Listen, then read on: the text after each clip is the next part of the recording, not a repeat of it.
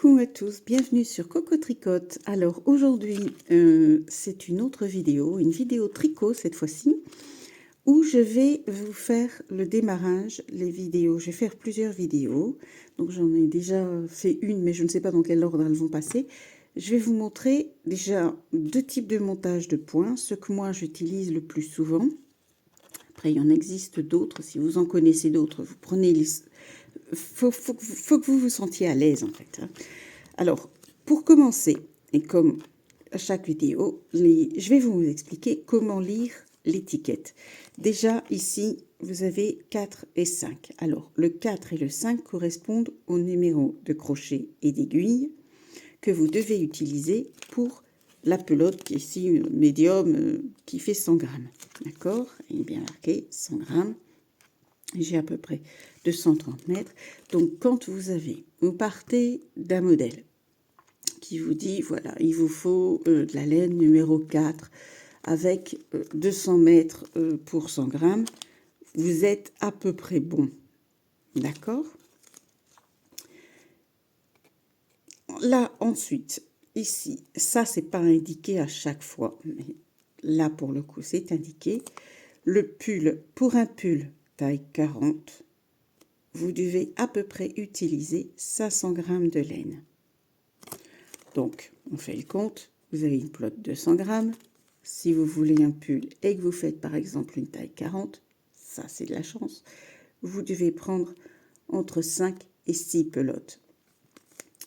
Ensuite, quand vous partez sur un modèle, le mieux, surtout au départ, c'est de travailler avec un premier échantillon. Déjà parce que quand vous partez sur un point que vous ne connaissez pas, le mieux c'est de voir un peu quel est le rendu et pouvoir maîtriser le point. Ça vous évite d'avoir un travail qui au départ est un petit peu hésitant. Et puis de redémarrer avec quelque chose de correct. Alors, vous avez ici le nombre de mailles qu'il faut pour le nombre de rangs pour obtenir un carré de 10 sur 10. Alors, après, si par exemple, on va supposer, je veux tricoter une layette et que, évidemment, la layette, c'est pas en 4-5, c'est souvent beaucoup plus petit. C'est de la laine, quand la laine est spéciale layette, je tricote en 3 bien souvent. Pour de la layette, pensez à prendre de l'acrylique. C'est de la laine qui ne gratte pas, qui évite les allergies. Donc c'est un peu plus sympa.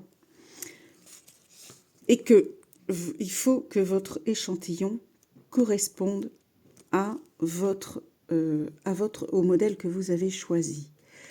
Comme ça, vous n'avez pas de surprise au niveau de la taille.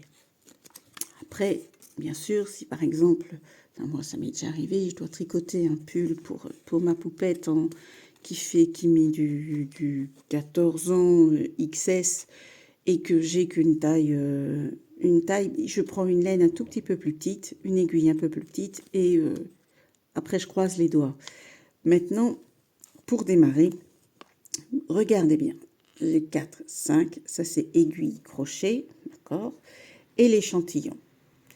Après, vous avez la quantité qu'il vous faut pour la laine. Et moi, je vais vous montrer une méthode pour démarrer les points, pour monter vos points. Alors, ici, peu importe, hein, l'aiguille, la laine que je prends, ça n'a aucune espèce d'importance. Là, vous avez les explications de comment lire une étiquette. Maintenant, je vais vous montrer comment monter les points. Donc, on a une première méthode qui consiste à prendre, une autre vidéo, qui consiste à prendre une partie du fil et de travailler avec les deux fils. Moi, je vais vous montrer une méthode où on démarre vraiment au bord. Donc, on va tourner le fil. On prend le fil dans ses doigts, on tourne et on croise. Vous allez faire en fait un nœud coulant, tout simplement. Donc là, 2 fois, je prends une première fois et une seconde fois. Je tire sur mes fils, j'ai un nœud coulant. On remonte, je tiens mon fil, 1, 2, je passe une fois et je passe 2 fois. Je tire sur le fil, j'ai le nœud coulant. Alors, une fois que j'ai mon nœud coulant, je vais l'accrocher sur mon aiguille de gauche. Je prends évidemment le fil de ma pelote. Celui-là, c'est le fil de départ que je n'utiliserai plus. Je prends le fil de ma pelote. Je veille à ce que mon nœud coulant ne soit pas trop serré sur mon aiguille.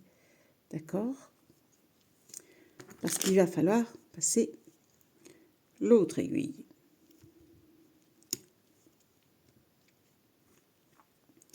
Alors, je passe mon aiguille de l'intérieur, enfin, de gauche à droite en fait. Voilà, dans le petit trou, ici, dans l'espace, comme ça. Et je vais faire un jeté. Je vais prendre ce jeté, allonger le fil et le remettre sur ma maille. Ensuite, et ça va être tout le temps la même chose, je vais passer entre les deux mailles, donc c'est-à-dire ici, dans cet espace-là. Je passe mon aiguille d'un côté et de l'autre entre les deux mailles. Je fais un jeté.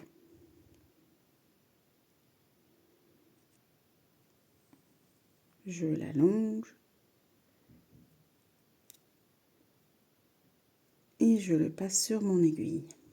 Je tire un petit peu, pas trop fort, parce que de nouveau, dans l'espace que je viens de créer, je vais remettre l'aiguille. Alors l'important dans cette méthode, ici on peut resserrer un peu, c'est de travailler avec la plus grosse épaisseur de vos aiguilles.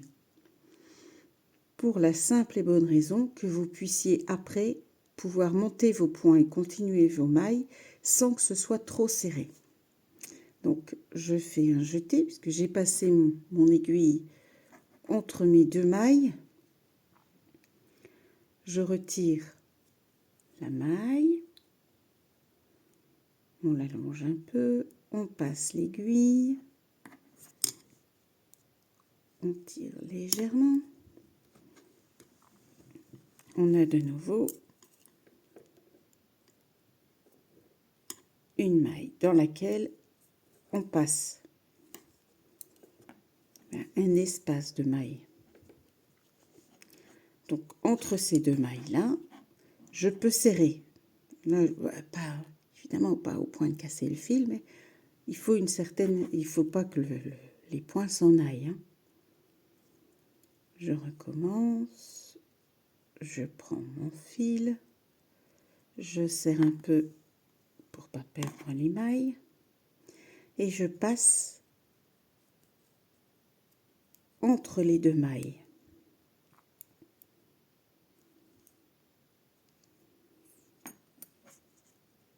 Ce montage-ci est un montage un peu plus élastique que l'autre où on prend au milieu de la maille et qu'on travaille avec deux fils. Ce montage-ci est un peu plus élastique et il vous permet de ne pas avoir à compter la quantité de fil qu'il vous faut au départ. Donc, je vais recommencer encore. Donc on prend bien entre les deux mailles, que ce soit d'un côté et de l'autre. C'est vraiment entre les mailles, hein. On travaille entre les mailles.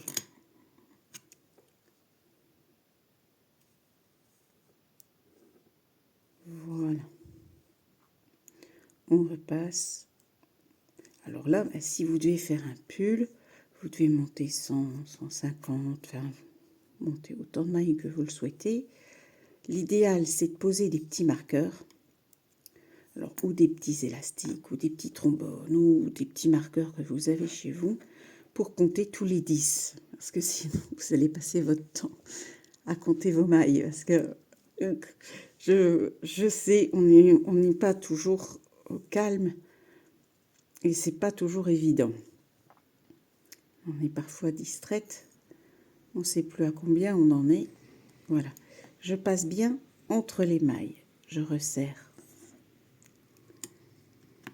mon fil ici, je le serre un peu, je fais un jeté et je passe. Voilà, je repasse mon aiguille vraiment entre les deux mailles, je serre, un jeté. Alors, on va terminer sur cet échantillon-là. Et la prochaine vidéo, je vous montrerai comment faire des points endroits. Donc, je vais pas faire que vous puissiez savoir où est-ce que vous en êtes dans vos vidéos. Parce que moi, je ne sais pas, je ne sais pas remixer les vidéos pour vous montrer comment on fait les points endroits. Vous savez, je suis en montage vidéo, je suis un peu... Enfin, j'aime pas. Donc, voilà. Alors, ce rang-ci, ce montage-ci, nécessite toujours qu'on commence le travail par une maille endroit. Tout le temps. Quand vous avez fini, on va supposer qu'on a fini notre montage de mailles.